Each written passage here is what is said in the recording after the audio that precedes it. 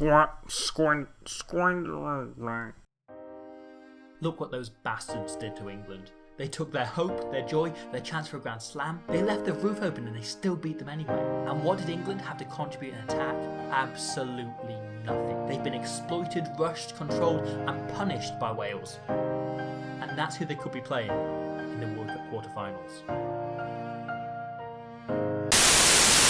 So there we were, 77 minutes on the clock, and a whole nation crammed by the power of pictures and Eddie Butler monologue into what I still hate to call the Principality Stadium. Anxious as anything, worried at any moment Kurtley Beale could turn up in an England shirt and nick this for them. And then, out of nowhere, Josh Adams plucks both the ball and English hopes out of the air in one swift movement before dunking them down just where Wales want them, eliminating England from Grand Slam proceedings and putting Wales in prime position to take the championship. So, how did Wales pull it off, and where does this leave England with 2 rounds to go and just months until the World Cup? Eddie Jones is still determined to win. Wales' performance was a bit like a Radiohead album, in as much as when you're experiencing it first time round, it seemed to do nothing but prompt an overwhelming cacophony of pain, fear, upset and discomfort before making you go, actually that was really good when it finished. But when revisited, you begin to realise actually it's a very smart, tight, organised piece of work that's immensely impressive and thoughtfully realised. Watched live, it felt as though England were on top during the first half, where it was struggling to get any more than individual inches without resorting to the boot. Tom Curry was having his third straight outstanding game in the 7 shirt, putting England ahead after 26 minutes with this try.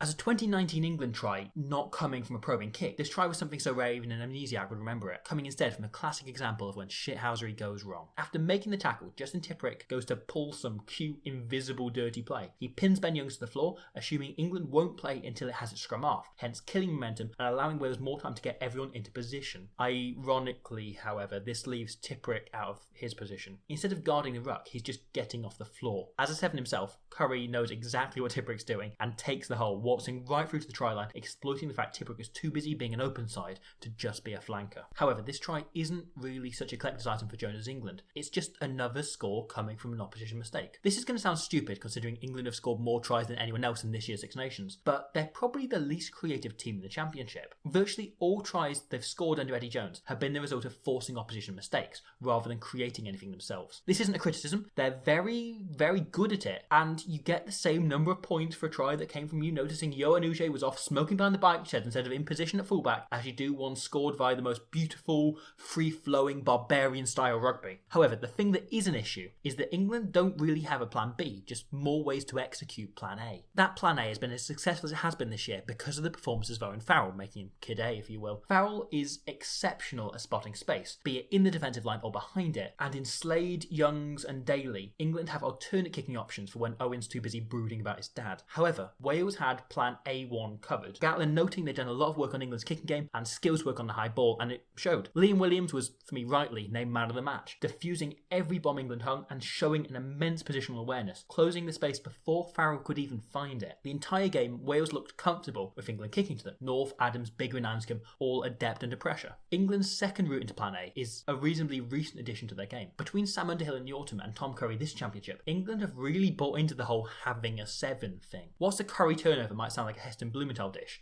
they've been crucial for England this year, allowing them to hit a team when they're most vulnerable, during the transition between attack and defence, when players are still trying to get into position and everything's in process. However, Wales are excellent at this area, at this transition, and Wales's back row were far more competent than France's and far more expectant of a 20-year-old flanker than Ireland's. They couldn't nullify him completely, but they did limit the damage he could do, disrupting and slowing the ball he did steal, only giving England one genuine chance to attack from a turnover, which they managed to snuff out reasonably calmly. Because that's what this Wales team does. There's thousands of people in red in that stadium, but the 15 of them on the field are the only ones who aren't panicking. They just absorbed what England had to throw at them, knowing England would only get on the scoreboard if they made a mistake themselves. Each player trusting the next and having absolute faith they'd come good in the end. Wales are calm, Wales are patient, and Wales work hard. And there's no better account of all three than the try that put them ahead, scored by workhorse and British and Irish Lions legend Corey Hill. The try started 60 metres downfield, with Wales spotting space wide after a knock-on by the generally excellent Jack Nowell and a burst by everyone's favourite centre whose name sounds a bit like retirement home, Hadley Parks, putting Wales up to the 22. From there, they trusted their shape and their tactics. England's defence under John Mitchell is a fascinating blend of drift and blitz, shooting up extremely fast in a kind of diagonal fashion. Instead of just pressuring the man with the ball, this looks to close the space either side of them, perhaps best highlighted by the way it stopped Joy-Con Sexdog from running his trademark loop. There's been a suggestion that the way to beat them is to try and get outside it right away, but Wales went the opposite way. They tightened up. Whenever in England's territory, they worked it into the middle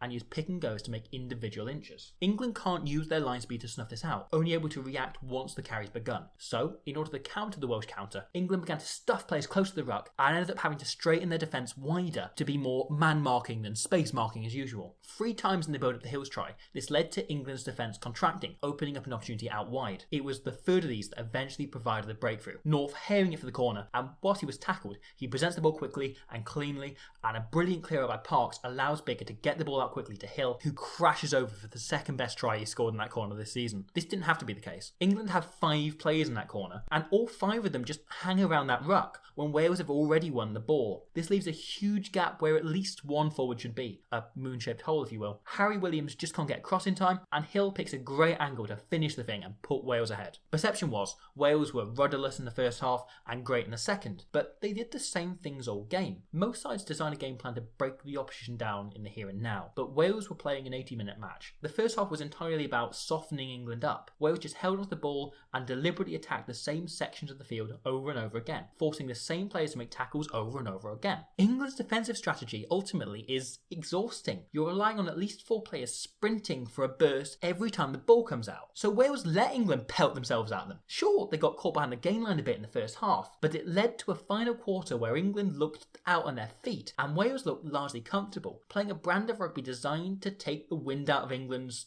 Sharks, leading to mistakes and indiscipline. Wales were a team of players who pride themselves on their ability to retain their calm and Ross Moriarty, and they knew exactly what buttons to press to get under England's skin and send them round the bends, leading to a hugely imbalanced penalty count. They also got into the referee's head. Kyle Sinclair gave away as many penalties in the game on Saturday as Tito Tiboldi did in the game on Sunday, but Warren Gatland's decision to highlight Sinclair's indiscipline in the week created a talking point and build-up, which will have sat in Piper's subconscious, and very nearly led to a yellow card for Sinclair.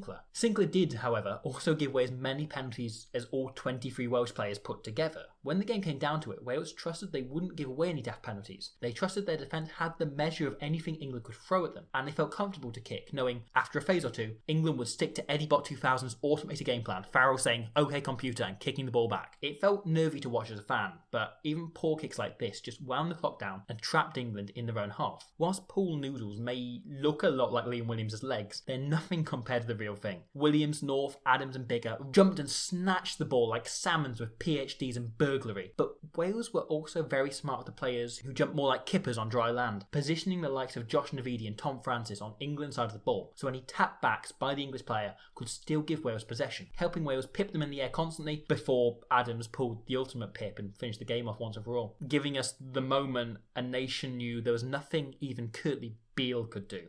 Wales had won their 12th game in a row, and were heading to Murrayfield with thoughts trained on giving Gatland a goodbye Grand Slam. I do fully recognise that I might have just cost Wales the championship by saying that out loud, so sorry very, very, very much.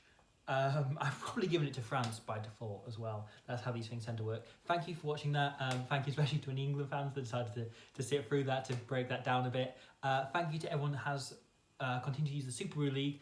Ongoing at the moment, the Squidge Rugby Fantasy League. Top, again, we've got BG in second and Tony Schneek in third.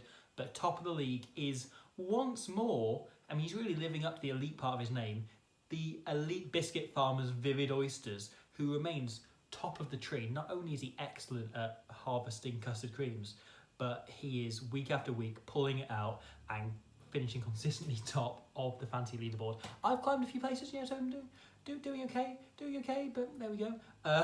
Beyond that, thank you to everyone that supports the channel on Patreon. It allows me to continue making these in the way I have and continue turning them out. I'm going to be doing one on the France-Scotland game. Hopefully in the next few days, I'm going to get to work on that the moment I finish talking here. And then beyond that as well, thank you to Rugby Warfare for continuing to sponsor the channel.